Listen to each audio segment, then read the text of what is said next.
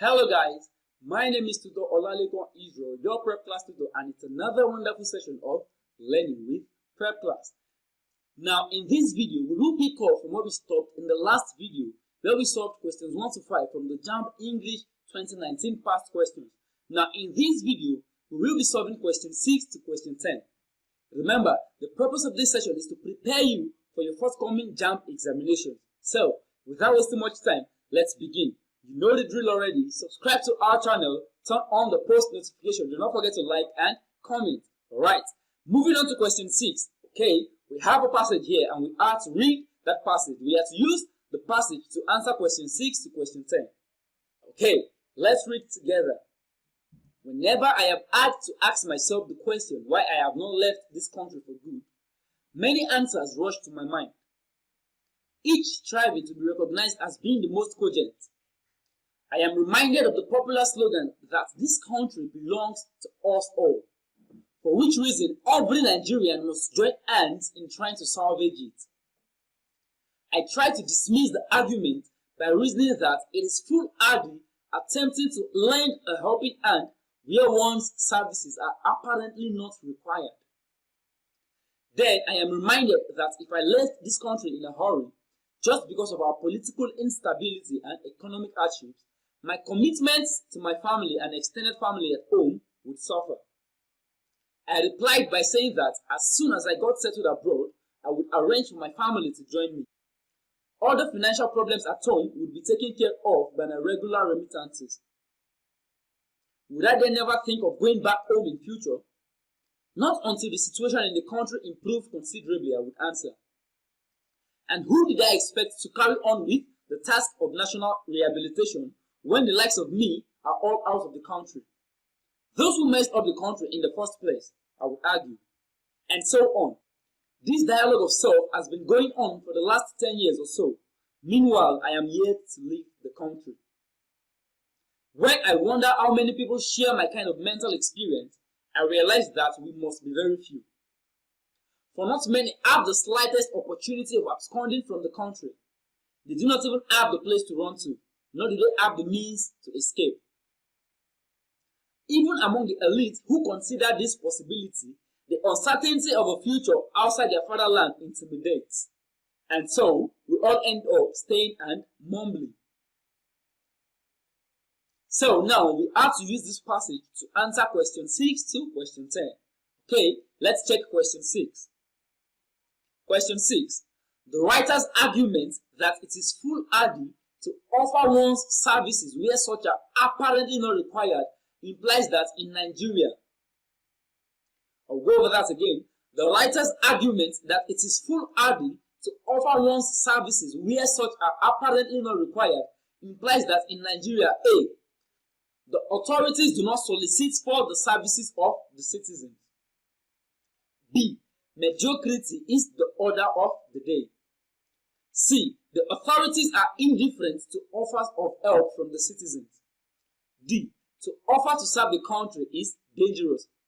So, the answer to this question is found in the first paragraph. Now, there's an excerpt from the first paragraph here. I tried to dismiss the argument by reasoning that it is foolhardy, attempting to lend a helping hand where one's services are apparently not required. Now, the word foolhardy means to be unwise. So basically, the writer is saying it is unwise to attempt to lend a helping hand where one's services are not required. Why do you want to lend a helping hand where your services are not required? Now, the answer to this question is option A. The authorities do not solicit for the services of the citizens. They do not solicit for the services of the citizens in Nigeria. This simply means that the services of citizens are not required. They are not being solicited for by the authorities. So it is foolhardy. It is unwise to attempt to lend a helping hand where your services are not required. So it is foolhardy to attempt to lend a helping hand where one's services are not required.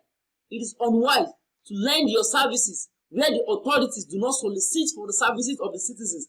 The authorities do not even ask, they do not require for the services of the citizens. So it is foolhardy. So the answer to this question is option A. The writer's argument that it is foolhardy to offer one's services where such are apparently not required implies that in Nigeria, the authorities do not solicit for the services of the citizens. Okay, moving on to the next question, question 7. To leave the country for good means leaving the country A. unexpectedly, B. for better opportunities, C. permanently, D. now that things are not very good. First, let us define the phrase for good. Now, the phrase for good means leaving the country permanently. Leaving the country permanently. If something changes or disappears for good, it never changes back or never comes back as it was before.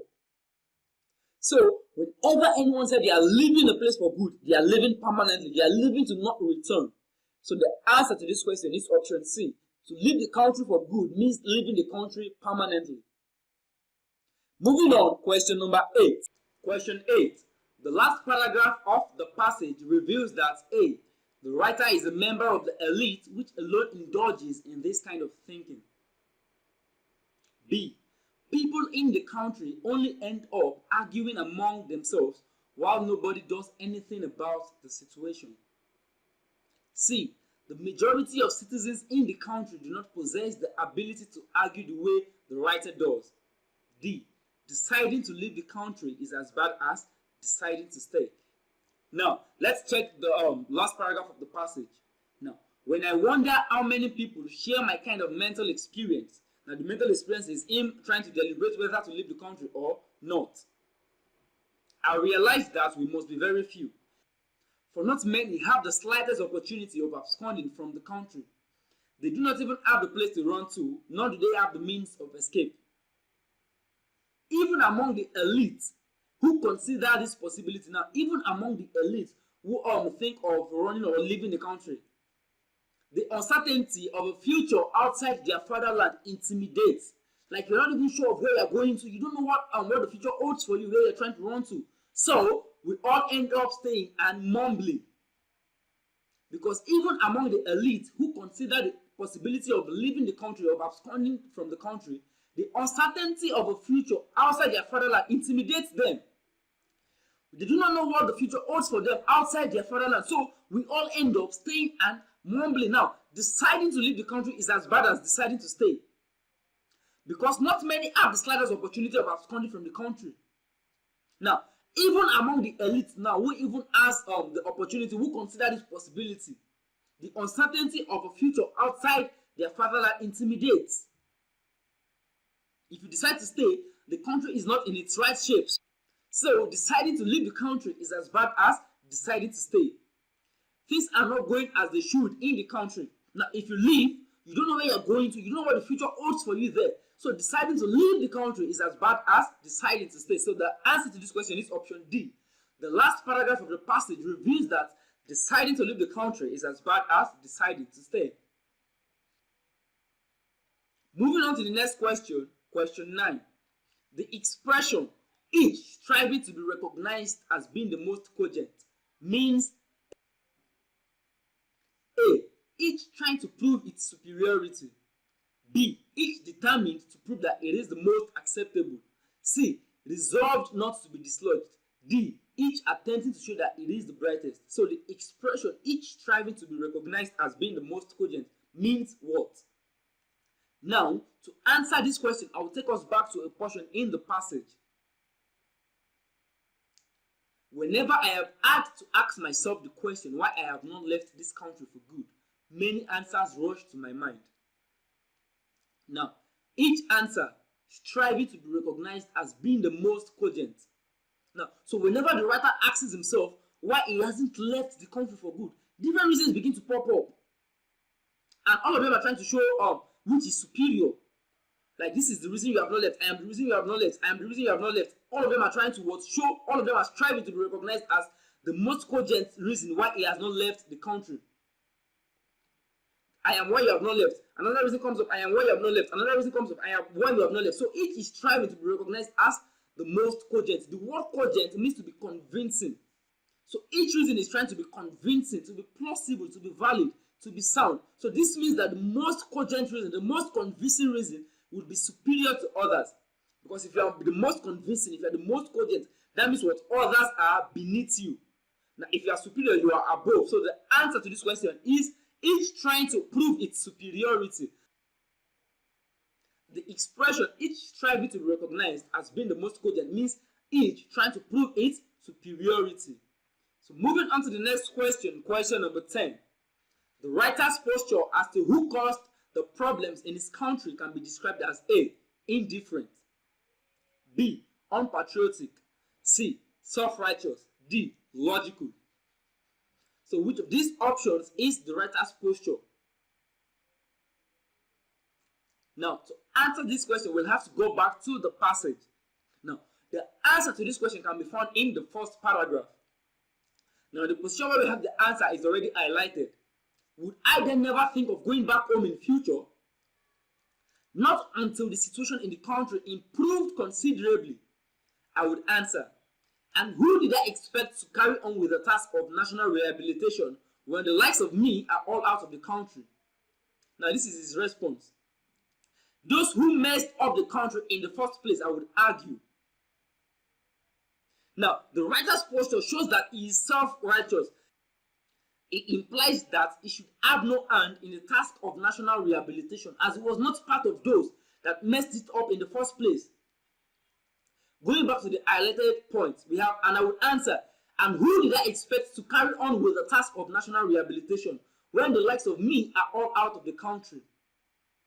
Those who messed up the country in the first place, they should be held responsible for what? The task of national rehabilitation. So it implies that he should not have any hand in the task of national rehabilitation. He is self-righteous.